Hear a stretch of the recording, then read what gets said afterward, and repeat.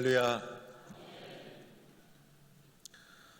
요즘 사회에 흉악한 범죄가 일어날 때마다 사이코패스라는 단어가 등장합니다. 반사회적 인격장애라는 말입니다. 겉으로는 성실하고 아무 이상이 없습니다. 정상인과 똑같고 어떨 때는 더 성실합니다. 그런데 내면에서는 다른 사람과 공감하는 능력이 부족하고 죄의식이 없고 회개할 줄 모르고 양심의 가책을 느끼지 않습니다. 감정을 조절하지 못합니다. 극도의 자기 중심적인 이기성을 가지고 있습니다.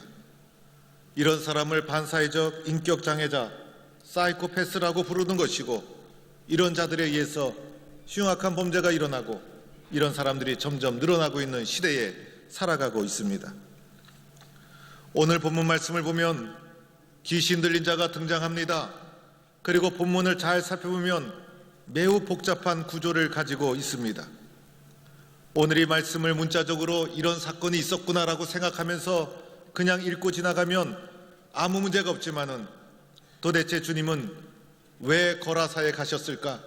이 사건을 통해서 우리에게 주시고자 하시는 메시지가 무엇일까? 보다 깊은 메시지를 발견하기 위해서 이 본문을 탐구하면 탐구할수록 복잡한 구조를 가지고 있다는 것을 발견하게 됩니다. 신앙생활을 오래 하신 분들은 이 본문을 다 알고 있습니다. 그런데 제가 이 본문을 가지고 설교한 적이 없었다는 것을 발견하게 되었어요. 오늘 이 말씀을 통해서 어떤 메시지를 전달해야 되는가? 아마 그것에 대해서 저도 많은 고민을 하게 되었던 본문이었습니다. 오늘 말씀을 살펴보면 예수님께서 갈릴리 건너편 거라사인 지방으로 가시게 됩니다. 오늘 이 사건을 보도하기 전에 바로 앞 본문에 보면 예수님께서 풍랑을 헤치고 파도를 헤치고 바다 건너편으로 항해하는 예수님의 모습이 등장합니다. 그 모습과 유사한 모습으로 바다 건너편 거라사 지방으로 가게 된 것입니다. 거라사는 이방의 땅이죠. 예수님께서 왜 이곳에 가셨을까? 예수님이 전하고 있는 이 복음은 유대인만의 복음이 아니라 이방인들에게도 전파되어야 될 복음의 보편적 성격을 말해주고 있다는 것입니다. 예수님의 복음은 차별이 없다는 것을 말해주고 있는 것입니다. 예수님께서 배를 타고 거라사 땅에 내리자마자 귀신 들린 자 만나게 됩니다. 이 귀신 들린 자를 우연히 만난 것이 아니라 귀신 들린 자가 예수님께 먼저 찾아온 것으로 보여집니다. 오늘 여기서 만나다 이렇게 사용된 단어를 헬라어 원문에서 살펴보면 그 뜻이 맞서다 또는 저항하다 이런 의미를 가지고 있습니다. 예수님이 가시는 길, 예수님이 복음 전파하기 위해서 가시는 그 길을 귀신 들린 자가 먼저 나와서 가로막는 것이고 저항하는 성격을 가지고 있다는 것입니다. 귀신 들린 자가 예수님을 보고 부르짖으며 그 입에서 놀라운 고백이 터져 나옵니다. 지극히 높으신 하나님의 아들 예수여, 당신과 나와 무슨 상관이 있나이까? 당신께 구하노니 나를 괴롭게 하지 마옵소서. 이것이 귀신 들린 자의 입에서 나온 말씀이었습니다. 가만히 보면 참 놀라운 고백입니다. 참 놀라운 말씀을 귀신 들린 자의 입에서 나오고 있다는 것입니다. 오늘 이 본문은 누가복음 8장이죠. 오늘 이 본문이 있기 전에 앞에 있었던 말씀이 풍랑을 헤치고 바람을 헤치고 바다 한복판을 헤치고 나갔던 예수님의 모습이 등장합니다. 바람을 잠재우고 파도를 잠재우신 예수님의 모습을 보고 그 한 배에 탔던 제자들이 이렇게 고백합니다. 그가 누구이기에 바람과 물을 명하여 순종하는가? 제자들의 고백이 애매한 고백 아닙니까? 그런데 귀신 들린 자의 입에서 나온 고백은 지극히 높으신 하나님의 아들 예수여, 놀라운 고백을 하고 있다는 것입니다. 또한 이어지는 말씀, 당신과 나와 무슨 상관이 있나이까? 구원의 가정에서, 예수를 영접하는 가정에서 모든 사람이 한 번쯤은 하게 될 고백을 하고 있더라는 거예요. 예수와 나와 상관이 있어야 되는 것이죠. 예수와 나와 관계가 있다는 것을 발견해야 되는 것이죠. 나를 괴롭게 마옵소서. 예수님을 만나면 기쁨도 있고 즐거움도 있고 은혜도 받지만은 괴로움도 따르게 된다는 것이에요. 예수 만나서 새 사람으로 살고 싶지만은 옛 생활을 과감하게 청산하지 못하니 새 사람과 옛 사람 사이에 끼어서 괴로워하는 존재의 모습을 보여주고 있더라는 것입니다. 오늘 이 귀신 들린 자 침을 질질 흘리거나 이상한 헛소리를 하면서 돌아다니는 사람이 아니더라는 거예요. 분별력이 있었고 자기 고백이 있었고 그리고 상황을 잘 파악하고 있었고 자기 생각을 표현하고 있더라는 것입니다. 오늘 이 본문을 잘 이해하기 위해서 귀신 들린 자가 도대체 누구일까? 이것을 어떻게 이해해야 되는가를 규명해야 본문이 풀려지기 시작합니다. 우리나라는요, 귀신이 얼마나 많은지 몰라요. 그 중에서도 포항 땅에 귀신이 좀 많은 것 같아요. 포항 땅에서도 우리 교회가 있었던 해도동 근처에 좀 많았던 것 같아요. 골목을 지나다 보면 동자귀신, 총각귀신, 처녀귀신, 몽딸귀신, 무녀귀신, 조상귀신, 또 무슨 귀신이 있나요? 별의별 것에 다 귀신을 붙여가지고 온갖 귀신이 얼마나 많은지, 도처에 귀신이 많은 것이 우리나라의 문화의 모습입니다. 이런 귀신이 있을까요? 없을까요? 이런 귀신은 범신론적인 세계관에서 나온 것이죠. 유교와 불교의 개념이라는 것입니다. 원한을 품고 죽은 자가 좋은 것을 가지 못해서 나쁜 귀신이 되어서 구천을 맴돈다는 것입니다. 우리 민족의 전통 속에서 불교적이고 유교적인 범신론적인 사고 속에서 태동한 사고라는 것입니다. 이러한 귀신은 존재하지 않는다고 보아야 합니다. 이런 귀신은 있지 않는 거예요. 예수 믿고 죽으면 천국이고 예수 믿지 않고 죽으면 지옥이에요. 예수 믿는 사람은 천국과 지옥이 결정되어 있어요. 우리 영혼이 갈 곳을 잃어서 어떤 곳을 맴돌다가 나쁜 귀신이 되어서 나타나고 이런 것은 범신론적인 사고라는 것입니다. 성경적인 개념은 사탄이요, 마귀요, 악한 영이라는 것입니다. 하나님의 역사를 거스리는 존재죠. 하나님의 나라를 저항하는 세력을 가리키고 있는 것이에요. 이런 사탄이, 악한 영이 상황에 따라, 문화에 따라 다른 모양의 옷을 입고 우리들을 유혹하고 변질시키려고 힘쓰고 있다는 것입니다. 오늘 귀신 들린 사람, 악한 영에 사로잡힌 자요.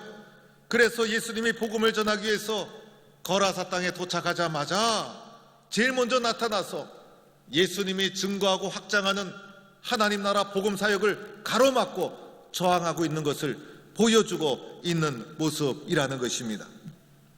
그러면 여기서 이 악한 영은 도대체 어떤 성격을 가지고 있는가를 살펴봐야 하죠. 예수께서 귀신 들린 자에게 뭐라고 얘기합니까?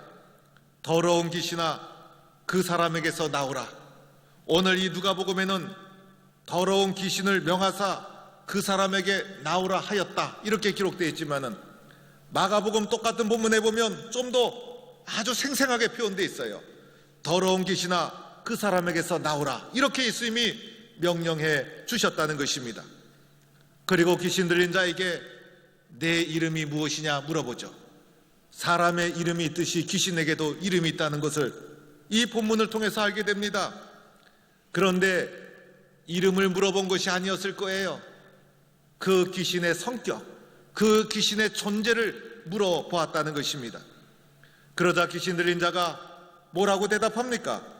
내 이름은 바로 군대입니다, 이렇게 말하고 있습니다. 그러면서 이는 많은 귀신이 들었습니다 라는 부가 설명을 하고 있는 것입니다. 이것을 어떻게 이해해야 될까? 군대에 귀신이 있는 것일까? 군대 안 가본 사람 없죠? 군대 귀신이 있습니까? 없습니까? 도대체 군대라는 것이 뭘까? 왜 여기서 군대라는 말이 갑자기 튀어나오게 된 것일까? 무엇을 의미하며 많은 귀신이 들렸다는 것은 또 무엇을 뜻하는 것일까? 여러분, 여기서 군대라는 것은 헬라어로 레기온이라고 말합니다. 레기온은 당시의 최고의 군대인 로마 군대를 가리키고 있는 것입니다. 레기온은 6,000명에서 10,000명가량의 단위의 군대를 말하고 있는 것입니다. 많은 귀신이 들렸다, 이것도 레기온을 가리키고 있기 때문에 이렇게 표현하고 있는 것입니다. 당시의 국가가 번성하는가 멸망하는가 군대의 힘이 결정했습니다. 군대의 힘보다 더 강한 것은 없었습니다. 군대의 힘이 세상을 지배하는 능력이었습니다. 군사의 힘으로 세상을 정복해 나갑니다. 군사력과 전쟁이 인간의 국가, 삶을 다 결정하는 무소부위의 능력을 가지고 있었습니다. 힘이 지배하는 사회였고 무력이 지배하는 사회였습니다. 이러한 로마의 군대가 바로 이곳 거라사 지방을 점령하게 됩니다. 로마의 군대는 무자비했습니다. 잔인하게 학살하고 진압했다는 것입니다. 기원전 67년경에는 학정에 견디지 못해서 거라사에서 반란이 일어났을 때 1,000명이 넘는 주민들이 무자비하게 학살을 당하게 됩니다. 이들에게는, 거라사 지방 사람들에게는 로마 군대야말로 악마와 같은 존재였다는 것입니다. 정상적인 거라사인들은 제정신으로 살아갈 수가 없었던 것이죠. 오랫동안 옷을 제대로 입지 않았다. 집에서 거하지도 않았다. 이들이 처한 오랜 기간에 아픈 현실을 반영하고 있다는 것이에요. 무덤 사이에 거했다. 절망 가운데 있는 상태, 소망 없는 상황을 말해주고 있다는 거예요. 사람으로서 정상적인 도덕과 양심과 윤리를 가지고 살 수 없는 시대 속에 놓여 있었다는 것이에요. 마카비 시대에는 수갑과 족쇄를 채워서 사람들을 학대했다고 하는데, 순환의 이러한 역사를 거치게 되었는데, 쇠사슬과 고랑에 매여 지켰을 때 그 맨 것을 끊고 광야로 나갔다. 이것도 그들의 억압의 현실을 반영하고 있다는 것입니다. 사람들은요, 나쁜 것을 싫어하면서도 그것을 그대로 배우게 됩니다. 미워하는 것을 그대로 답습하게 되는 것이죠. 악하고 독한 것을 경험해 본 사람은 그것을 비난하면서도 자기 자신이 어느새 악하고 독한 사람으로 되어가게 됩니다. 독해야 성공하고 악해야 성공한다는 신념을 가지게 되는 것이죠. 오랜 기간 동안 로마의 학정에 시달리면서 자신도 모르게 로마로부터 배우게 되는 것이 있었습니다. 사람이 어떻게 파괴되어 가는가, 사람을 어떻게 진압해야 되는가, 어떻게 해야 로마의 탄압으로부터 벗어날 수 있을까, 어떻게 하는 것이 잘 될 수 있는 것일까. 힘이 있어야 된다는 것이었어요. 무력이 있어야 되고 폭력이 있어야 되고, 그래서 이들 가운데 자신도 모르게 레기온이라는 것이 자리 잡게 되었다는 것입니다. 사람은요, 무엇을 하려고 할 때 개인적인 능력은 한계가 있어요. 개인적인 힘과 능력으로 뭔가를 하려다가 한계에 부닥치게 되면 조직을 만들고 집단을 만들게 됩니다. 개인의 힘이 조직의 힘을 이겨나갈 수가 없죠. 싸움 잘하는 한 사람보다 조직 병력배가 더 무서운 것입니다. 집단을 형성하고 나면 집단에 맹목적인 충성을 하게 됩니다. 그리고 그 집단은 충동적인 집단이 될 가능성이 많습니다. 그 가운데 인간의 인간성, 자아는 상실되게 되는 것이죠. 집단 속에서 개인의 창의성, 인격 다 말살되게 되는 것입니다. 이 집단 속에 갇혀버리고 나면 개인의 능력으로 벗어날 수가 없는 것이죠. 도리어 개인은 집단의 힘과 능력에 자신을 의지할 수밖에 없다는 것입니다. 이런 집단은 쉽게 폭력적이 됩니다. 그래서 스스로 미워하면서 그것을 배워 나가게 되는 것이죠. 스스로 사탄이 되고 말았다는 것이에요. 그 가운데서 그들이 그토록 미워했던 레기온이 성장하고 있었다는 것입니다. 힘과 폭력에 의지했던 악마와 같은 로마를 닮아가는 집단적 관계가 지역을 사로잡게 된 것이죠. 미친 사람만이 미친 사람이 아니죠. 분별력 없이 시대의 조류에 휩싸여가다 보면 나도 모르게 미쳐버리고 만다는 것입니다. 이번에 총선이 있기 전에 대부분 사람들은 여당이 압승하리라고 생각을 했어요. 그런데 여당이 참패하고 말았죠. 당의 이념이 잘못됐기 때문이 아니었죠. 당 아래에 자신의 이익을 추구하는 계파를 만들고 계파의 이익과 힘을 앞세운 교만 때문에 국민들이 등을 돌리고 말았다는 것입니다. 이러한 영에 사로잡히게 되면 우리들은 그 집단의 노예가 되는 것이에요. 그 사상의 노예가 되고 만다는 것입니다. 예수께서 돼지떼를 보게 됩니다. 이 돼지떼가 산에서 먹고 있는 것을 보게 되는데 돼지는 율법적으로 보면 부정적인 짐승의 대표가 됩니다. 유대인들은 돼지고기를 먹지 않습니다. 우리나라는 없어서 못 먹지만은 그 사람들은 돼지고기를 먹지 않습니다. 귀신들이 먼저 우리들을 무적행 지옥으로 보내지 마옵소서, 차라리 돼지에게 들어가게 해 주옵소서, 예수님께서 나가라 하니 나갈 수밖에 없어서 돼지에게 들어가 달라고 간청하게 됩니다. 그래서 예수께서 허락하자 더러운 영이 나와서 돼지떼에게로 들어가는데 더러운 영에 살에 잡힌 이 돼지떼가 효수길로 내리달아서 다 물에 빠져 몰사하게 되었다는 것입니다. 이런 더러운 영에 사로잡힌 자들의 종말을 상징적으로 말해주고 있는 것이죠. 돼지떼가 몰사했다고 하니 많은 사람들은 이 돼지고기 얼마나 아까운가 이런 생각을 할 수가 있어요.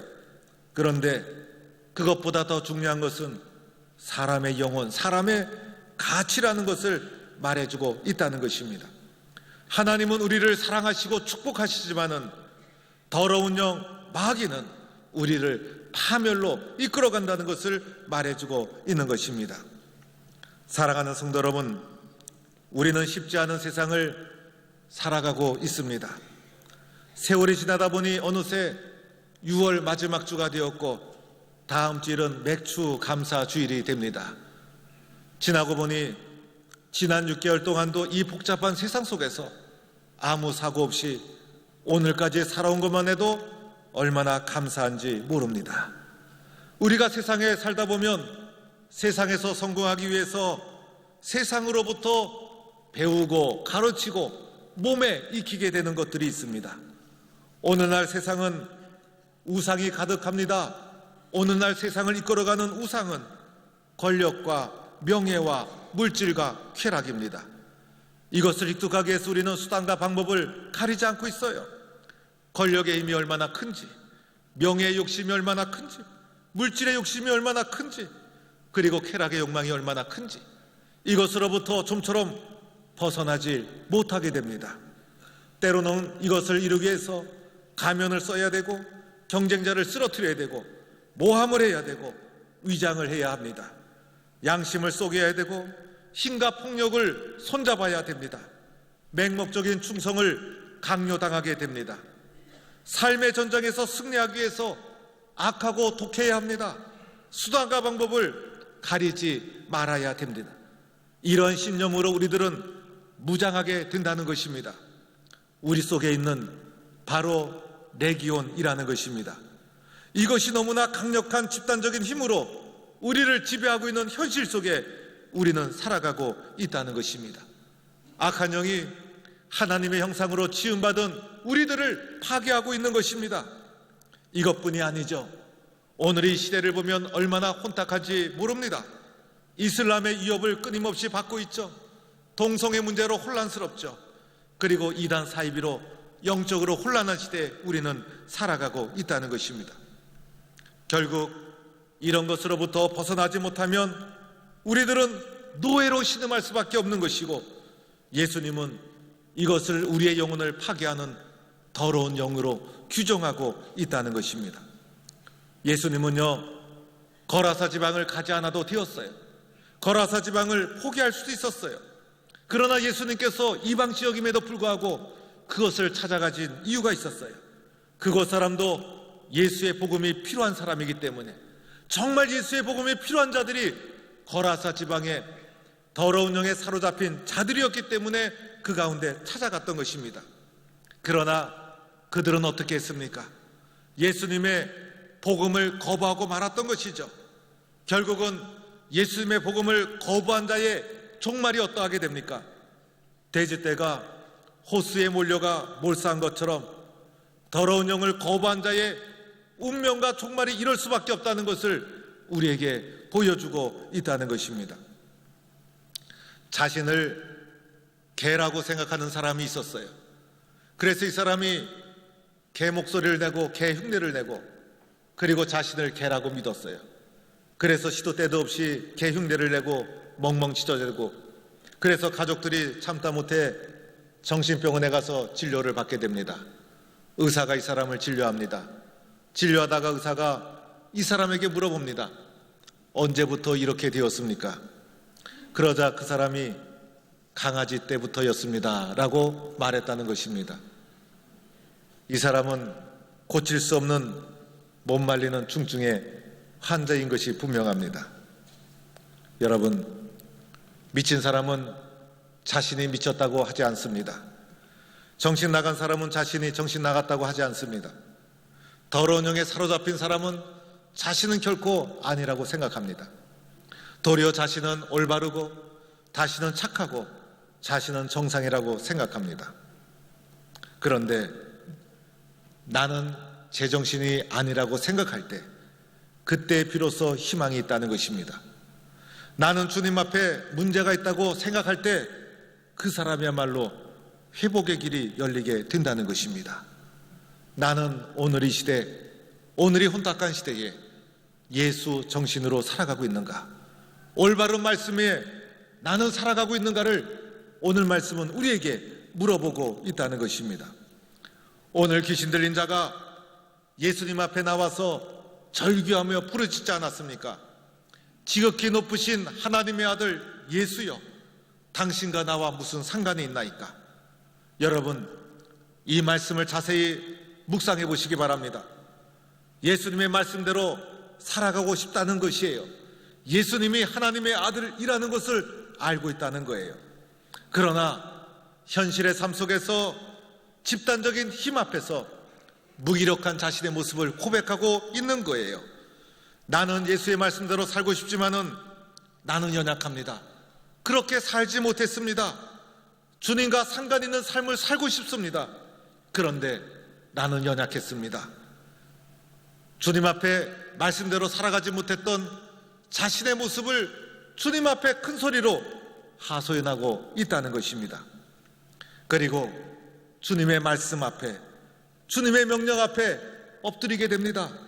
주님이 뭐라고 말씀합니까? 더러운 귀신아, 그 사람에게서 나오라.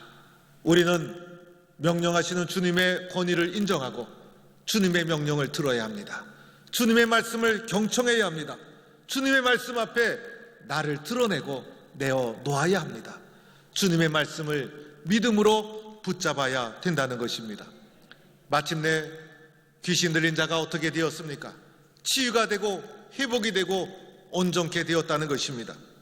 그래서 예수님께서 그에게 내 집과 내 성내로 들어가 하나님이 너에게 행하신 일들을 증거하라, 증거자의 사명을 주시지 않았습니까? 절규하고 부르짖는 자에게 소망이 있다는 것을 말해주고 있는 것입니다. 오늘 이 말씀을 보면서 귀신 들린 자가 있다는 것을 아는 것으로 끝나면 의미가 없습니다. 귀신 들린 자는 내가 아니라 너라고 생각할 때도 아무런 사건도 일어나지 않습니다. 귀신 들린 자가 너가 아니라 바로 나라는 것을 발견해야 합니다. 우리는 주의 말씀을 그때서야 비로소 들을 수가 있는 것입니다. 그때서야 비로소 주의 말씀을 붙잡을 수가 있는 것입니다. 그때서야 비로소 나의 연약함을 주님 앞에 고백하고 인정하게 되는 것입니다. 세상은 우리를 노예로 만들지만 하나님의 말씀은 우리를 자유케 합니다. 하나님의 말씀으로 자유한 삶을 살아가는 성도가 될 수 있기를 주의 이름으로 축원합니다.